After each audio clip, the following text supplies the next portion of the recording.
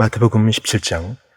이 장의 주요 내용은 다음과 같다. 그리스도께서 찬란함과 영광 가운데 변형되심, 그리스도께서 그의 권능과 은혜로 어린아이에게서 귀신을 내어 쫓으심, 그리스도께서 궁핍과 큰 낮아지심 중에 계심, 그 자신의 고난을 예언하심, 세금을 지불하심, 그러므로 아버지의 영광의 광채로서 신이 우리 죄를 씻으시고 우리의 빚을 지불하시며 죽음의 권세를 가진 자 곧 마귀를 우리를 위하여 멸하시는 그리스도의 모습이 나타난다. 그리스도의 은혜로우신 의도를 보여주는 몇 가지 암시들이 멋지게 서로 얽혀서 나타난다. 엿새 후에 예수께서 베드로와 야고보와 그 형제 요한을 데리시고 따로 높은 산에 올라가셨더니 그들 앞에서 변형되사 그 얼굴이 해같이 빛나며 옷이 빛과 같이 희어졌더라. 그때에 모세와 엘리야가 예수와 더불어 말하는 것이 그들에게 보이거늘 베드로가 예수께 여쭈어 이르되 주여, 우리가 여기 있는 것이 좋사오니 만일 주께서 원하시면 내가 여기서 초막 셋을 쥐되 하나는 주님을 위하여, 하나는 모세를 위하여, 하나는 엘리야를 위하여 하리이다. 말할 때에 호련히 빛난 구름이 그들을 덮으며 구름 속에서 소리가 나서 이르시되 이는 내 사랑하는 아들이요 내 기뻐하는 자니 너희는 그의 말을 들으라 하시는지라. 제자들이 듣고 엎드려 심히 두려워하니 예수께서 나와 그들에게 손을 대시며 이르시되 일어나라, 두려워하지 말라 하시니 제자들이 물어 이르되 그러면 어찌하여 서기관들이 엘리야가 먼저 와야 하리라 하나이까? 예수께서 대답하여 이르시되 엘리야가 과연 먼저 와서 모든 일을 회복하리라. 내가 너희에게 말하노니 엘리야가 이미 왔을 때 사람들이 알지 못하고 임의로 대우하였도다. 인자도 이와 같이 그들에게 고난을 받으리라 하시니 그제서야 제자들이 예수께서 말씀하신 것이 세례 요한인 줄을 깨달으니라.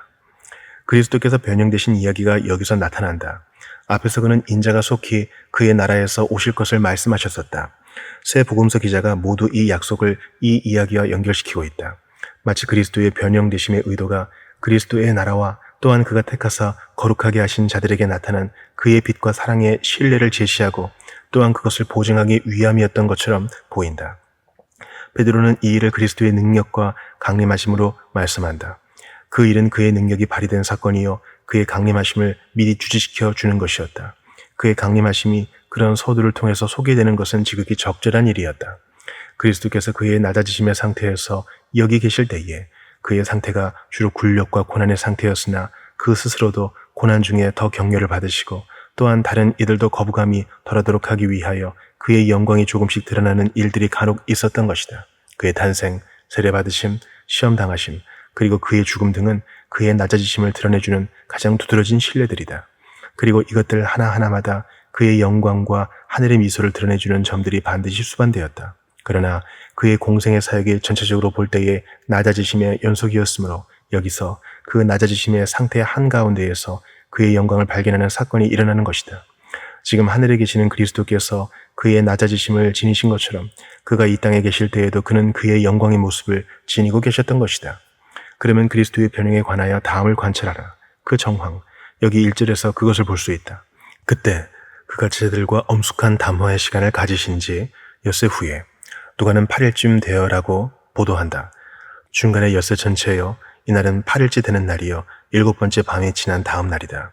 이 변형 사건이 있기 전 엿새 동안 주 예수께서 하신 말씀이나 활동이 기록되어 있지 않다. 그러므로 무언가 큰 일이 있기 전에 하늘이 반시간쯤 고요했던 것이다.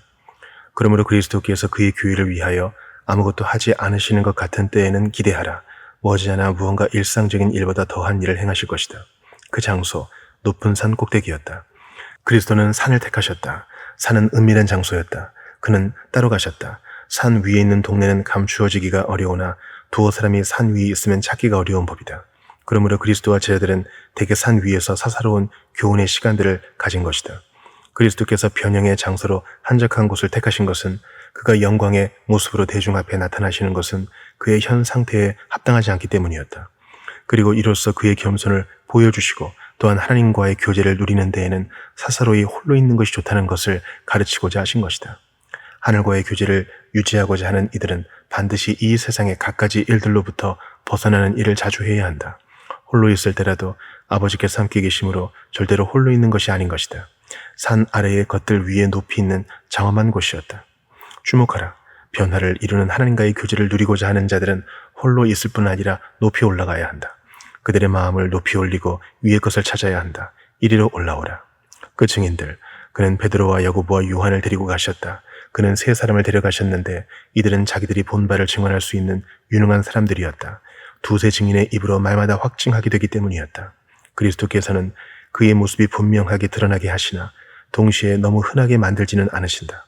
모든 백성에게 하신 것이 아니요 오직 미리 택하신 증인에게 하신 것이니 이는 보지 못하고 믿은 자들이 복을 받게 하기 위함이었다.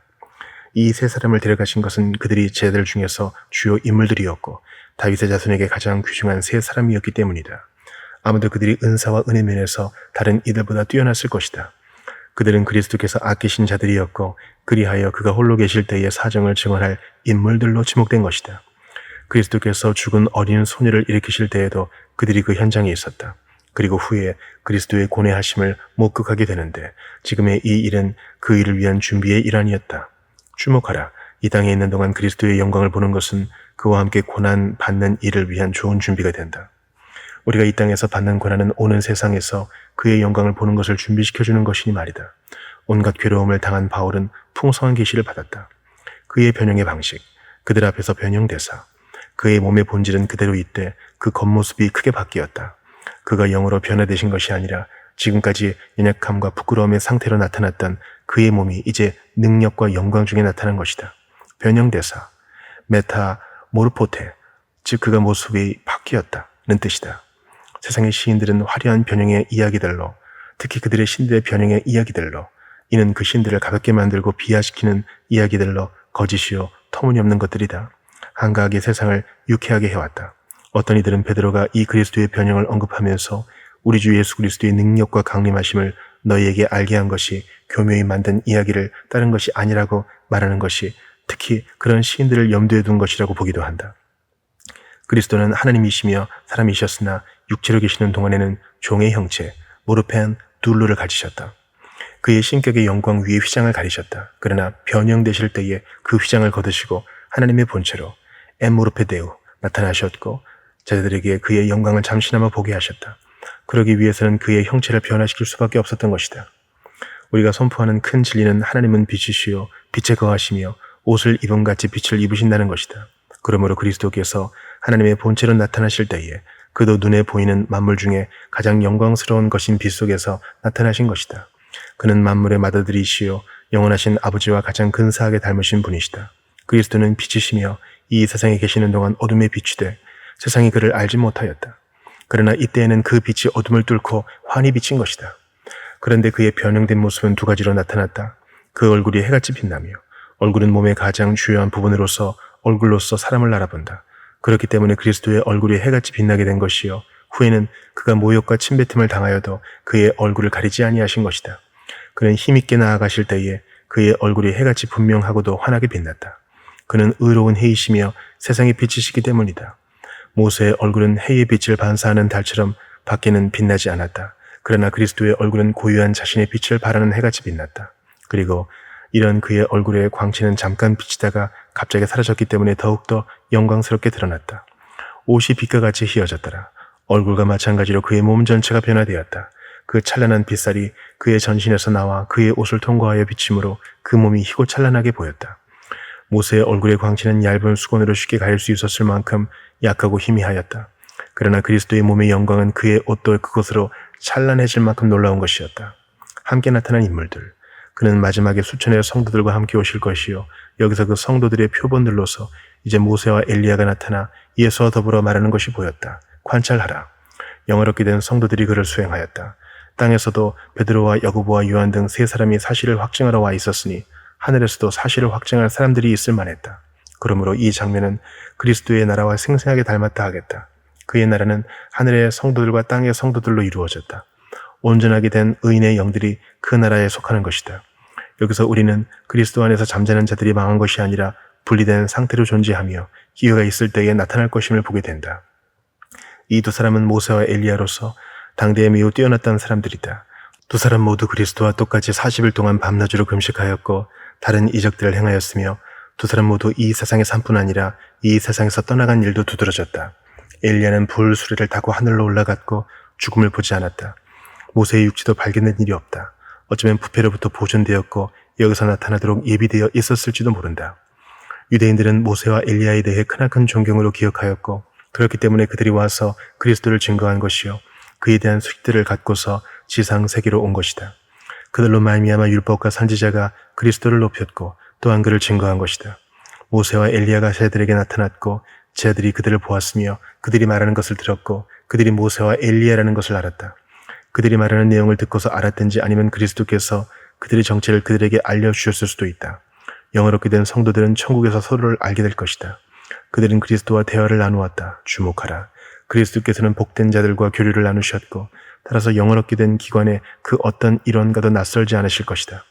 그리스도는 이제 선지자로서 인침을 받으실 분이므로 이 두 위대한 선지자들이 그를 수행하며 그들의 모든 존귀와 관심을 그에게로 돌려드리는 것이야말로 지극히 적절했다 할 것이다. 이 모든 날 마지막에는 아들을 통하여 우리에게 말씀하시기 때문이다. 그리스도의 영광을 보고서 제자들이 얻은 큰 기쁨과 만족, 보통 때처럼 베드로가 나서서 말했다. 주여, 우리가 여기 있는 것이 좋사오니. 베드로는 여기서 다음을 표현하고 있다. 이 현장에 있으면서 그들이 얻은 기쁨, 주여 여기 있는 것이 좋사오니. 거칠고 불쾌하며 황량하고 추울 것이라 생각되는 높은 산에 있는데도 여기 있는 것이 좋사오니라고 한다. 그는 동료 제자들의 느낌을 대변하여 말하고 있다. 나만이 아니라 우리가 여기 있는 것이 좋다고 한다. 그는 이런 좋은 기회를 혼자서 독점하려는 욕심을 품지 않았고 기꺼이 나머지 제자들과 함께 나눈다. 그는 그리스도께 이 말을 하였다. 경건하고 열정적인 애정은 주 예수 앞에 스스로 토로되는 법이다. 그리스도를 사랑하는 영혼은, 그리고 그와 함께 있기를 사모하는 영혼은 그에게 나아가 그것을 말하기를 사모하는 것이다. 주여, 우리가 여기 있는 것이 좋사오니. 이는 그들이 그 현장에 함께 있도록 호의를 베푸신 그리스도의 친절함에 대해 감사한 마음이 있었음을 시사해 준다. 주목하라. 그리스도와의 교제야말로 그리스도인들에게는 기쁨이다. 주 예수의 모든 제자들은 이 거룩한 산에 그와 함께 있는 것을 좋은 일로 여기는 법이다. 그리스도께서 계신 여기에 함께 있는 것이 좋은 일이요, 또한 그가 우리를 데려가시는 곳에 함께 따라가는 일이야말로 좋은 일이다. 사람들에게서 물러가 홀로 그리스도와 함께 있는 것은 좋은 일이다. 주 예수의 아름다움을 바라보는 이곳에 있는 것이야말로 좋은 일이다. 그리스도께서 모세와 선지자들과 더불어 말씀을 나누시는 것을 들으며 율법의 모든 제도와 선지자들의 모든 예언들이 그리스도를 지향하며 그에게서 성취된 사실을 보는 것은 과연 기쁜 일이다. 그 상황이 계속되기를 바라는 제들의 심정. 내가 여기서 초막 셋을 짓되 베드로의 다른 여러 말씀에서와 마찬가지로 이 말씀에도 선한 의도와 연약함이 함께 뒤섞여 있다. 그는 분별보다는 열정이 더 많았다. 하늘의 일들을 접하는 것에 대한 그의 열정이 나타난다. 그리스도의 영광을 직접 보았으니 그런 안일한 자세를 갖는 것도 결코 무리가 아니었을 것이다. 주목하라. 믿음으로 여호와의 집에서 여호와의 아름다움을 바라보는 자는 평생에 거기에 살기를 사모하지 않을 수가 없다. 하나님의 성소에 박힌 모처럼 된다는 것은, 그곳을 영구한 거처로 삼는다는 것은 좋은 일이다. 방랑하는 사람이 아니라 집에 거하는 사람처럼 정상적으로 거룩한 규례에 참여한다는 것은 과연 좋은 일이다. 베드로는 이 산이 집을 세우기에 아주 좋은 장소라고 생각하였다. 모세가 광야에서 쉐키나, 즉 하나님의 영광을 위하여 장막을 지은 것처럼 거기에 장막을 지을 생각을 한 것이다. 그는 그리스도와 모세와 엘리야를 위하여 각각 초막 하나씩을 짓기를 바라고 자기를 위해서는 하나도 지으려 하지 않았다. 그는 스승과 하늘의 손님들에 대해 큰 존경이 있었고 아울러 자기 자신과 동료 제자들에 대해서는 완전히 잊고 있었다. 그렇게 고귀한 분들과 함께만 있다면 자기는 노천에서 차가운 땅 위에 있어도 좋다고 여긴 것이다. 스승께서 머리 둘 곳이 있다면 자기 자신은 아무래도 상관이 없었던 것이다. 그러나 이 열정에서 그는 상당한 연약함과 부지를 드러내 보였다. 모세와 엘리야에게 무슨 초막이 필요하단 말인가? 그들은 다시는 줄이지도 아니하며 목마르지도 아니하고 해나 아무 뜨거운 기온에 상하지도 아니하는 저 복된 세계에 속하는 자들이었다. 그리스도께서는 바로 얼마 전에 그가 고난당하실 것을 예언하셨고 제자들에게도 그 비슷한 일을 예상할 것을 명하신 바 있다. 베드로는 이것을 잊고서 혹은 그 고난을 막기 위하여 어려운 길에서 벗어나 있는 이 영광의 산 위에 초막을 세우기를 제안하는 것이다. 그는 그때의 주여 그리 마옵소서라고 했었고 그 일로 주께 질책을 받았으나 여전히 그러한 생각을 되뇌는 것이다. 주목하라. 선한 성도들도 십자가 없이 면류관만을 기대하기가 쉬운 법이다. 베드로는 아직 그가 싸워야 할 싸움을 싸우지도 않았고 가야 할 길을 다 가지도 않은 상태로 이것을 상으로 붙잡으려 한 것이다. 이 땅에서 천국을 찾으려 한다면 그것은 우리의 목표가 잘못된 것이다. 외인이여 나그네인 자가 영구히 있는 건물이나 성을 논하거나 기대한다는 것은 합당치 않은 것이다. 그러나 그가 자기도 모르는 말을 했고 또한 그런 제안을 그리스도께서 지혜로 판단하시기를 구한 것을 볼 때에 베드로의 부적절한 제안이 그래도 어느 정도 이해할 만한 것이었다 하겠다. 주목하라. 이 세상에서 어떤 초막을 지을 생각을 하든지 언제나 그리스도께 물어야 한다는 것을 기억해야 한다. 이 베드로의 말에 대해서는 답변이 전혀 없었다. 잠시 후 영광이 사라지는 것으로 답변이 주어질 것이었다. 이 땅에서 큰 일들을 스스로 약속하는 자들은 잠시 후면 그들 자신의 경험을 통해서 그 헛됨을 깨우치게 될 것이다. 성부 하나님께서 우리 주 예수에 대해 주신 영광스러운 증언, 지극히 큰 영광 중에서 소리가 날 때에 그가 하나님 아버지께 존귀와 영광을 받으셨다. 이것은 마치 왕자가 대관식에서 모든 예복을 입고 나타날 때에 그의 존귀와 왕적인 품위를 드러내는 칭호들을 선언하는 것과도 같은 것이었다. 그리스도의 왕적인 품위는 그의 중보에서 드러난다는 것을 알아야 한다. 이것은 인류에게 큰 위로가 된다. 그리하여 그는 이상 중에 그의 보좌에 둘려있는 언약의 인인 무지개와 더불어 나타나신 것이다. 왜냐하면 우리의 구속주이신 것이 그의 영광이기 때문이다. 그리스도에 대하여 하늘로부터 임한 이 증언에 대해서 관찰하자. 그것이 어떻게 임했으며 어떤 식으로 나타났는가? 구름이 있었다. 구름이 하나님의 임재하심을 나타내는 눈에 보이는 증표였다는 것을 구약에서 자주 보게 된다. 그는 신의 산 위에서 구름 가운데서 임하셨고 모세에게도 그렇게 임하셨다. 그는 구름 가운데서 장막에 임하셨고 후에는 성전에도 그렇게 임하셨다. 성전은 그리스도께서 그의 영광 중에 계신 것이요 거기서 하나님께서 친히 임재하심을 보이신 것이다. 구름이 어떤 식으로 나타나며 사라지는지는 알 수 없으나 하늘과 땅 사이의 교류와 교통이 구름을 통해서 유지된다는 것은 알 수 있다. 구름을 통해서 수증기가 올라가고 비가 내려온다. 그러므로 하나님께서는 구름으로 그의 병고를 삼으신다고 말씀한다. 그러므로 여기 이 산에 강림하실 때에도 그렇게 하신 것이다. 그것은 빛난 구름이었다. 하나님께서 율법 아래서 그의 임재하심의 증표로 삼으신 것은 보통 빽빽하고 어두운 구름이었다. 그는 신의 산에서 빽빽한 구름 속에서 임하셨고 또한 그가 캄캄한 데에 계시겠다고 말씀하셨다. 그러나 우리가 침침함과 흑암이 있는 산이 아니라 빛난 구름으로 가득 찬 산에 이른 것이다. 구약의 경륜에도 신약의 경륜에도 하나님의 임재하심의 징표들이 있다. 그러나 구약은 침침함과 흑암과 두려움과 종노릇의 경륜이었고 신약은 빛과 사랑과 자유의 경륜인 것이다. 그 구름이 그들을 덮었다. 이 구름은 제자들을 완전히 압도하여 도저히 견딜 수 없게 만들었을 그 찬란한 빛을 가리기 위해 주어진 것이었다. 그것은 마치 모세의 얼굴에서 광채가 날 때에 그것을 가리기 위해 쓴 수건과도 같은 것이었다. 하나님께서는 자신을 그의 백성에게 나타나실 때에 그들의 연약함을 고려하신다. 그들의 눈에 비친 이 구름은 깨달음을 주기 위한 비유와도 같은 것이었다. 곧 그들이 감당할 만한 영적인 사실들을 지각할 수 있는 것들을 통해서 전달해 주신 것이다. 구름 속에서 소리가 났다. 그것은 하나님의 음성이었다. 그는 이때에도 그 옛날처럼 구름 기둥 가운데서 말씀하신 것이다.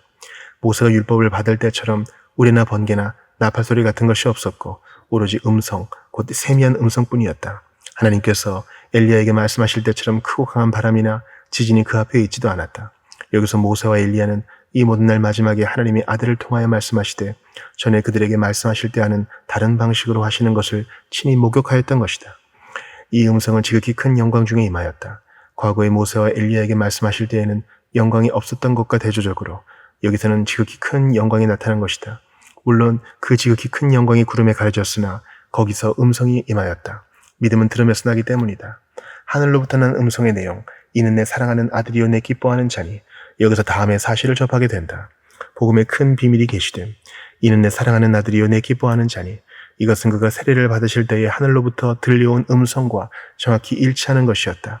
이것이야말로 사람이 죄를 범하니요 하늘로부터 땅에 임한 최고의 소식이었다. 이는 하나님께서 그리스도 안에 계시사 세상을 자기와 화목하게 하셨다는 저 위대한 가르침과 같은 의미를 담은 것이다. 모세와 엘리야는 위대한 사람들이었고 하늘에서 큰 자들이었다. 그러나 그들은 종들에 불과했고 하나님께서 그들을 항상 기뻐하신 것만은 아니다. 모세는 경솔하게 말했고 엘리야는 격정에 사로잡힌 사람이었기 때문이다. 그러나 그리스도는 아들이시요 하나님께서 언제나 기뻐하시는 분이셨다. 모세와 엘리야는 가끔 하나님과 이스라엘 사이의 화목의 도구로 사용되었다. 모세는 위대한 중재자였고 엘리야는 위대한 개혁자였다. 그러나 하나님께서는 그리스도 안에서 세상을 화목하게 하신다. 그의 중재는 모세의 중재보다 더 능력이 크며 그의 개혁은 엘리야의 개혁보다 훨씬 더 효과적인 것이다. 그가 세례를 받으실 때에 하늘로부터 임한 음성이 여기서 다시 반복되고 있으나 이는 쓸데없는 반복이 아니었다. 마치 바로가 꿈을 2번 반복하여 꾸었듯이 그 사실이 확실히 세워져 있음을 보여주기 위한 것이었다. 하나님께서는 한 번 말씀하신 것은 반드시 지키시는데 2번씩 반복하시니 이는 더욱 확실히 지키실 것이요 하나님은 우리가 그 점을 알아채기를 기대하신다. 그리스도께서 세례를 받으실 때에 그 음성이 들린 것은 그때가 바로 그가 시험 받으시고 공생의 사역에 들어가실 때였기 때문이다. 그리고 지금 그것이 다시 반복되는 것은 이때로부터 시작하여 그가 그의 고난에 들어가시기 때문이다. 전에는 전혀 언급하지 않으시다가 지금 비로소 그의 고난에 대해 예언하시며 이 변형의 사건이 있은 직후에 예수께서 승천하실 기약이 차 가매라고 말씀하기 때문이다. 그러므로 십자가에 대한 두려움을 맞서도록 그리스도를 무장시키기 위하여, 또한 그의 십자가가 제자들에게 걸림돌이 되지 않도록 막기 위하여 이 음성이 반복된 것이다. 고난이 넘치면 위로도 넘치는 법이다. 큰 복음의 의무가 요구됨. 이것이 그리스도로 말미암아 우리가 유익을 얻는 조건이다. 너희는 그의 말을 들으라. 하나님께서는 오직 그리스도 안에서 그의 말씀을 듣는 자들을 기뻐하신다. 그의 말씀을 그냥 귀로 듣는 것만으로는 안 된다. 이것이 우리에게 무슨 소용이 있겠는가? 그의 말씀을 듣고 그를 위대한 선지자와 교사로 믿어야 한다. 그의 말씀을 듣고 그를 위대한 왕이시여 율법 제정자로 알고 그에게 다스림을 받아야 한다. 그의 말씀을 듣고 깊이 유념해야 한다. 하나님의 뜻을 알고자 하는 자는 반드시 예수 그리스도의 말씀을 들어야 한다. 이 마지막 때에는 하나님께서 그로 말미암아 우리에게 말씀하셨기 때문이다. 하늘로부터 임한 이 음성이 그리스도가 말씀하신 모든 것들이 순전한 것임을 드러내었다. 그의 모든 말씀들이 마치 구름 속으로부터 임한 것들인 것처럼 말이다. 하나님은 여기서 이를테면 그의 뜻에 대한 모든 계시들을 그리스도에게서 찾도록 우리를 그에게로 향하게 하시는 것이다. 그리고 이 음성은 하나님이 모세와 같은 선지자 하나를 일으키시리라는 예언을 지칭하는 것이다. 너희는 그의 말을 들으라. 그리스도께서 이제 영광 중에 나타나셨다. 그리고 그리스도의 영광을 보면 볼수록 한층 더 그의 말씀에 귀를 기울여야 한다. 그러나 제자들은 눈에 보이는 그의 영광을 바라보기만 했고 그리하여 그를 바라보지 말고 그의 말씀을 들으라고 명령하시는 것이다. 이 영광의 광경은 곧 구름에 가려졌다. 그러나 그들의 임무는 그의 말씀을 듣는 것이었다. 우리는 믿음으로, 이것은 들음에서 난다. 믿음으로 행하고 보는 것으로 행하지 아니하는 것이다. 모세와 엘리야가 그와 함께 있었다. 율법과 선지자가 그와 함께 하였다. 그러므로 그것들에 대해서 말씀하기를 그들에게 들을지니라 라고 하는 것이다. 제자들은 그리스도를 위해서는 물론 그들을 위해서도 초막을 지을 생각을 가졌고 그리하여 그들을 그리스도와 동등하게 대접하려 하였다. 모세와 엘리야가 그리스도와 대화를 나누고 있었고 제자들은 아마도 그들의 대화 내용을 매우 알고 싶어 했을 것이고 그들에게서 좀 더 듣기를 바랐을 것이다. 그런데 하나님은 아니다. 그의 말을 들으라. 그것으로 족하다. 함께 있는 모세와 엘리야가 아니라 그의 말씀을 들으라는 것이다. 그들은 그의 말씀에 거스르는 것을 말하지 않았다.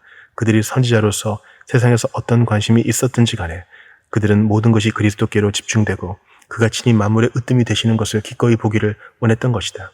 모세와 엘리야가 그렇게 잠시 머물다 가는 것으로 근심하지 말라. 그리스도의 말씀을 들으라. 그러면 다시 그들을 원하지 않을 것이다.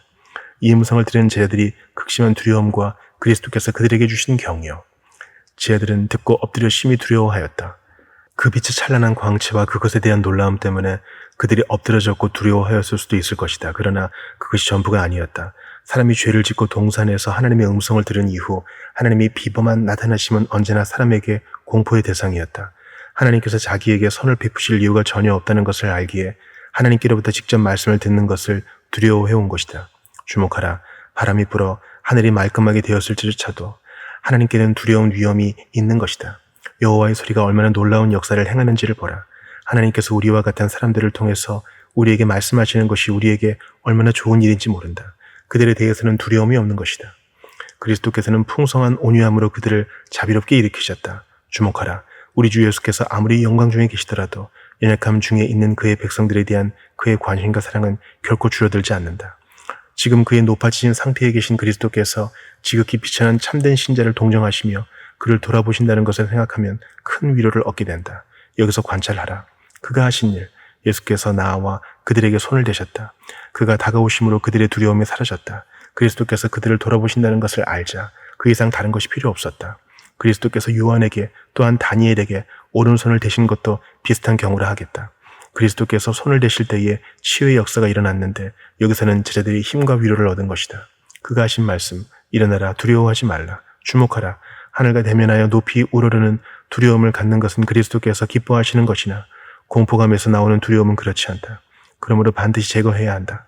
그리스도께서는 일어나라고 하셨다. 주목하라. 선한 사람들을 침체의 상태에서 일으키고 그들의 두려움을 잠재우는 것은 바로 그리스도시다. 그가 그의 말씀으로 또한 그의 은혜의 능력으로 그렇게 하시는 것이다.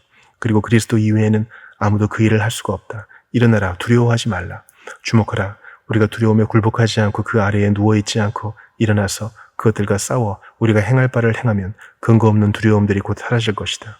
그들이 보고 들은 바를 생각하면 두려움보다는 기쁨이 더 많아야 마땅했다. 그러나 그들에게는 이런 경계가 필요했던 것이다. 주목하라. 육체의 연약함 때문에 우리가 격려를 받아야 마땅할 그러한 일에 대해서 오히려 놀라서 두려워하는 경우가 많다. 관찰하라. 그리스도의 말씀을 들으라는 하늘의 분명한 명령이 있은 후에 그들이 그리스도께로부터 들은 첫 마디는 바로 두려워하지 말라는 것이었다. 그러니 그 말씀을 들으라. 주목하라. 그리스도께서 세상에 임하신 것은 선한 백성에게 위로를 주시기 위함이었다. 곧 원수들의 손에서 구원함을 받고 두려움이 없이 하나님을 섬기게 하려 함이었던 것이다. 이상이 사라짐. 제 아들이 일어나 눈을 들고 보매 오직 예수 외에는 아무도 보이지 아니하더라.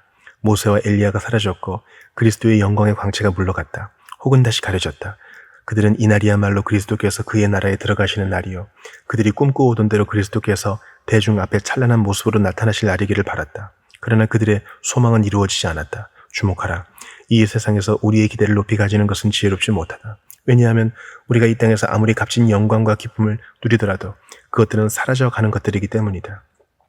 심지어 하나님과 가까이 교제하는 데에서 누리는 영광과 기쁨도 끊임없이 계속되는 축제가 아니라 한 번 열리는 연회와 같은 것이다. 때로 하나님의 은혜를 특별히 체험하며 미래에 올 영광을 헐깃 보고 확증을 얻는 기쁨을 누리더라도 그것들은 곧바로 사라지는 법이다. 하나의 하늘도 누릴 자격이 없는 자들이 두 하늘을 기대한다는 것은 너무 도가 지나친 것이다. 이제 제자들이 눈을 들고 보매 오직 예수 외에는 아무도 보이지 아니하였다. 주목하라. 모세와 엘리야가 사라질 때에도 그리스도께서는 우리와 계속 계실 것이다. 선지자들은 영원히 살지 못한다. 그리고 우리 목사들의 사역의 기간도 마찬가지다. 그러나 예수 그리스도는 어제나 오늘이나 영원토록 동일하신 것이다. 그리스도와 제자들이 산에서 내려오며 나눈 대화, 관찰하라. 그들이 산에서 내려올 때에 주목하라. 하나님과 교제를 나누는 그 거룩한 산에서 내려와야 한다. 하나님과 교제를 나누는 안락함 속에서 여기에 있는 것이 좋사오니라고 말하는 그 상태에서 벗어나야 한다. 그 산은 우리가 영구히 거할 성이 아니다. 그러나 하나님을 찬양할지니 우리가 절대로 내려오지 않을 저 영광과 기쁨의 산이 따로 우리 앞에 있는 것이다. 그러나 관찰하라. 제 아들이 산에서 내려올 때에 예수께서 또 그들과 함께 내려오셨다. 주목하라. 거룩한 규례에 참여한 후에 다시 세상으로 돌아갈 때에 반드시 그리스도와 함께 가기를 유념해야 하며 그가 우리와 함께 가시면 그것이 우리의 위로가 되는 것이다. 그들이 내려올 때에 그리스도와 말씀을 나누었다. 주목하라. 거룩한 규례에 참여하고 돌아올 때에 우리가 행한 그 일에 합당한 대화를 서로 나누는 것이 좋다. 서로를 강건케 하는 데에 유익을 주는 그런 대화는 특별히 시의적절하다. 그러나 반대로 그때의 부패한 대화를 나누는 것은 다른 때보다 더 나쁜 것이다. 당분간 그 본 것을 사람들에게 이르지 말라는 그리스도의 당부. 인자가 죽은 자 가운데서 살아나기 전에는 본 것을 아무에게도 이르지 말라. 그들이 그것을 사람들에게 알렸다면 이제 곧 일어날 그의 고난으로 인하여 그 신빙성이 해를 입을 것이었다. 그가 부활하시기까지 그 일을 알리는 것을 유보시키면 그때의 영광과 그 이후의 영광이 그 사실성을 높이 세우고 확증할 것이다. 주목하라. 그리스도는 자기 자신을 드러내시는 데에 한 가지 방법을 준수하셨다. 곧 그의 행하신 모든 일들을 함께 모아서 그것들이 서로를 해명하고 예증하게 함으로써 그것들의 충만한 힘과 설득력 있는 증거들과 더불어 드러나게 하신 것이다. 모든 것은 때에 맞아야 아름다운 법이다. 그리스도의 부활은 복음에 속한 경륜과 나라의 시작이요 그 이전의 모든 것은 그것을 예비하는 성격을 띠며 그것의 서두에 지나지 않는 것이었다. 그러므로 이 변형의 역사가 먼저 일어났으나 후에 부활이 일어나 이 변형의 역사가 확증하여 신앙을 북돋고자 의도된 그 역사가 완전히 성숙해지기 전에는 그리고 그때에는 이 사건이 매우 강조되었던 것으로 나타난다. 그 변형의 역사가 증거로서 제시되어서는 안 되었던 것이다. 그리스도께서 의도하시는 때가 그 자신을 나타내실 가장 적절한 최고의 때요. 따라서 우리는 그때를 준수해야 하는 것이다. 그리스도께서 하신 한 말씀에 대한 제자들의 반문. 그러면 어찌하여 서기관들이 엘리야가 먼저 와야 하리라 하나이까? 엘리야가 그렇게 짧게 밖에는 머물지 않고 갑자기 사라지고 또한 우리도 그에 대해 아무 말도 하지 말아야 한다면 어째서 우리는 율법에서 메시아의 나라가 세워지기 직전에 그가 대중 앞에 모습을 드러낼 것을 기다리라고 가르침 받았사옵니까? 엘리야가 임하는 것을 모든 사람이 기다리고 있는데 과연 그것을 비밀로 해야 합니까? 아니면 이런 뜻일 수도 있다. 메시아의 부활과 또한 더불어 그의 나라가 시작되는 일이 가까이 와 있다면 엘리야가 임하는 것에서 우리가 기대하는 그 영광된 전조와 서두는 어떻게 되는 것입니까? 공적인 율법 해설자들인 서기관들은 성경에 근거하여 이를 가르쳤다. 보라 내가 선지자 엘리야를 너희에게 보내리니. 제자들은 유대인들이 일상적으로 쓰던 언어로 말한 것이다. 그들은 서기관들의 말을 성경의 말씀으로 이해하였다. 우리는 목사들이 하나님의 말씀에 따라 우리에게 하는 말씀에 대해서 목사들이 아니라 하나님이 우리에게 말씀하신다라고 말해야 한다. 그 말은 사람의 말로 받아들일 것이 아닌 것이다. 관찰하라. 제자들은 그리스도께서 말씀하신 것과 그들이 들은 바 구약에 근거한 말씀이 서로 상충될 때에 그리스도께 설명해 주시기를 구하였다. 주목하라. 성경의 난제들이 해결되지 않을 때에 우리는 기도로 그리스도께 나아가 그의 성령으로 우리의 눈을 여시고 우리를 모든 진리 가운데로 인도하시기를 구해야 한다. 이 문제에 대한 해결 구하라. 그리하면 너희에게 주실 것이요 라고 말씀하였으니 가르침을 구하라. 그리하면 너희에게 주시리라. 그리스도께서 그 예언을 인정하신다. 엘리야가 과연 먼저 와서 모든 일을 회복하리라. 여기까지는 너희 말이 옳도다. 그리스도는 구약에서 예언된 사실을 변경하거나 무효화시키러 오신 것이 아니다. 주목하라. 부패한 그릇된 해석들을 거부하고 그 허구성을 드러내도 거룩한 성경 본문의 권위나 위험이 삭감되거나 해를 입지 않는다. 신약의 예언들은 참이요 선한 것이며 따라서 받아들이고 사용해야 한다. 그러나 개중에 어리석은 자들이 그것들을 그릇 해석하여 그것들에게서 잘못된 추론들을 이끌어낼 가능성은 얼마든지 있는 것이다. 엘리야가 과연 올 것이요 모든 일을 회복할 것이다.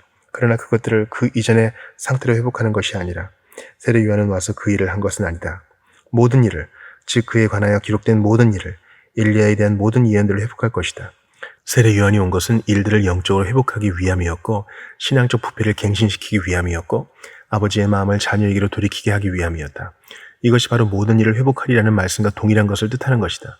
요한은 회개를 전했고 그것이 모든 일을 회복하는 것이다. 그는 그 예언이 이미 성취되었음을 확언하신다. 서기관들의 말이 옳다. 엘리야가 이미 왔다. 주목하라. 하나님의 약속들이 이미 성취되었는데 사람들이 그것을 알지 못하고서 약속이 어디 있나이까 라고 묻는 경우가 많다. 엘리야가 이미 왔으되 사람들이 알지 못하고 임의로 대우하였도다. 그들은 그가 메시아의 선구자로서 약속된 엘리야인 것을 알지 못하였다. 서기관들은 성경에 근거하여 비판하기에 바쁜 나머지 시대를 분별하지 못하여 성경에 성취되는 것을 깨닫지 못한 것이다. 주목하라. 하나님의 말씀을 설명하기는 쉬우나 그것을 적용시키고 그것을 올바로 사용하기는 그보다 어려운 것이다. 그러니 새벽별이 떴으나 그것을 보지 못하는 것도 놀랄 일이 아니고 또한 스스로 해이신 그가 세상에 계셨을 때 세상이 그를 알지 못한 것도 전혀 무리가 아닌 것이다. 그를 알아보지 못하였으므로 사람들이 그를 임의로 대우하였다. 만일 그들이 알아보았다면 그리스도를 십자가에 못 박지 않았을 것이고 세례 요한을 못 빼지도 않았을 것이다. 그들은 요한을 조롱하고 박해하였고 결국 그를 죽였다. 그를 죽인 것은 헤롯이었으나 여기서는 믿지 않는 유대인들의 세대 전체의 책임으로 특히 서기관들의 책임으로 간주된다. 서기관들 자신이 요한을 죽인 것은 아니나 그들은 헤롯이 행한 일을 기뻐하였다. 그리스도께서는 이어서 덧붙이신다. 인자도 이와 같이 그들에게 고난을 받으리라. 엘리야가 그를 큰 존경의 자세로 기대하는 치하는 자들에게 화를 당하고 죽임을 당한 것에 놀라지 말라.